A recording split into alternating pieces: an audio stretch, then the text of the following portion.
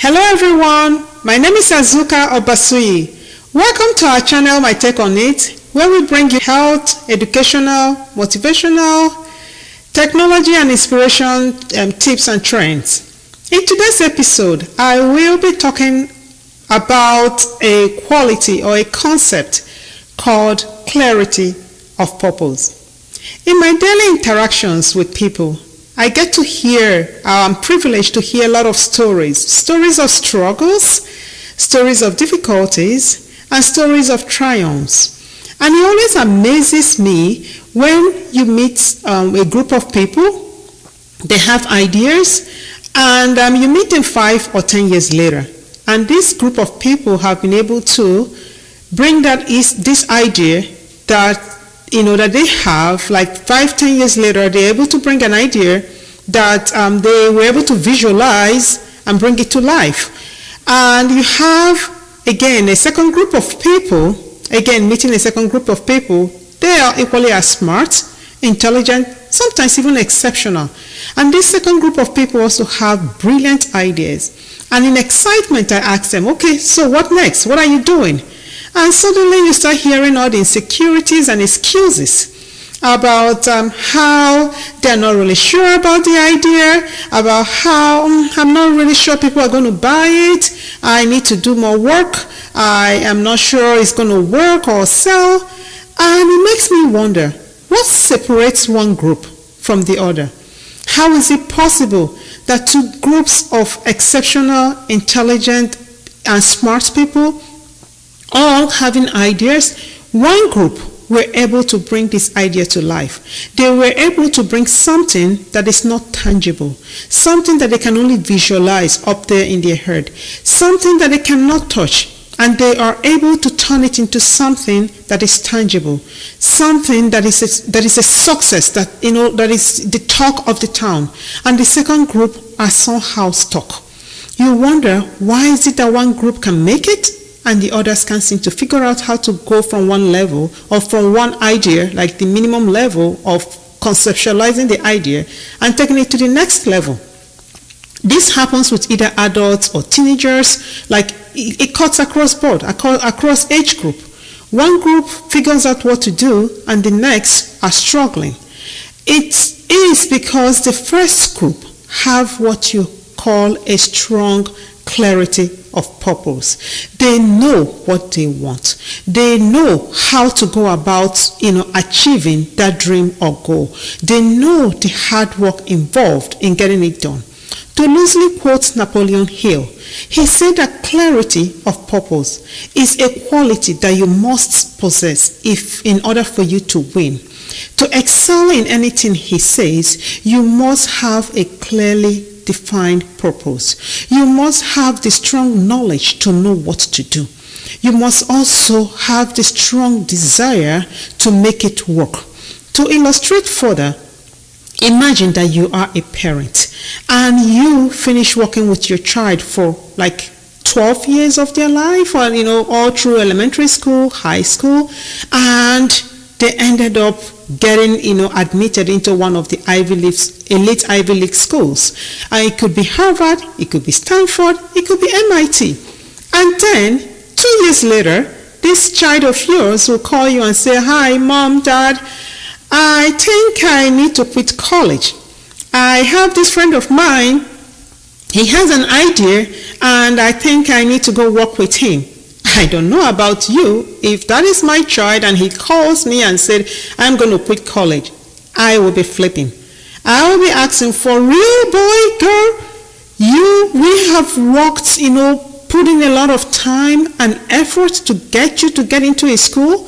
Where you are now is where thousands of kids will wish to be. And you just tell me you want to just run off with a friend of yours to do what? Work on an idea that you're not even sure that is going to work?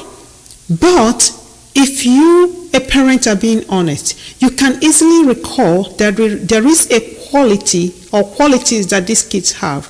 You can recall, if you go back, that this child must have demonstrated throughout their life unique talent, and abilities. They are the type of kids that every time they are driving you crazy at home because they are doing one project or the other, they are always tinkering with things, and they are moving from one idea to the other. So they have a strong determination to bring that whatever idea that is up there in their head, they have that strong determination to make it work. And this child getting into university, or first of all, before getting into university in school, there is one thing that stands out. They are constantly bored. They are not challenged in school. They come home and you ask them, how is school today? And it's like, I didn't really learn anything new. But then the child can go on and on about maybe an idea that they have, and it's like, oh, mom, do you know about this? Oh, I found about this. They are aware of all the technological tips and trends that is going out there. They are on top of their game. They are so far ahead, most of these kids, that by the time they get into university, you find something that stands out. They might even know more than the professors. And you find that the whole aim of getting into university, which is to learn something new, is completely defeated for these kids. They are in university and they are bored. They already recognize that I know more than my professor. Okay, what am I doing here? And another thing that stands out is that kids like this, in working or doing or constantly tinkering with things, may already have a startup. They already have a project. They are just looking for that one opportunity to take it to the next level. And when they see that opportunity, be it in first year in Harvard or second year, or it could even be MIT, they grab it with both hands. They're not going to let it go, because this child already knows one thing. I can always come back to school, but this idea or this opportunity, I may not have it. This might be, the only chance that I have to take whatever idea I have to the next level. These kids are masters. These kids are what Malcolm Gladwell said in one of his books, The Outliers. They have already put in their more than 10,000 hours of work perfecting that idea, that goal, that skill. They are at the top of their game. They need the challenge. So when you hear the stories of people that succeeded without going to university, kids like this already know that I do not need a university degree to achieve what I want. They have already put in their 10,000 hours. They have already been working, and they already know what they want. They have already mastered it. Where kids their age are trying to figure out what career choice to make and which firm to work for, these ones are looking for that just one opportunity to go to the next level. And once they see it, they grab it with both hands. So it's very easy for that child to say, Mom, Dad, remember that idea I've been working on? The one, I've been putting in tons of hours, the one that will have maybe gone to talk to a lot of investors. Now, someone is willing to invest, and this is my opportunity. So it's not necessarily whether the child is in school or not. The thing is that the child has a clearly defined purpose. He has the strong knowledge to back it. They have a strong desire to make it work. They are willing to they are determined. They are willing to do the hard work.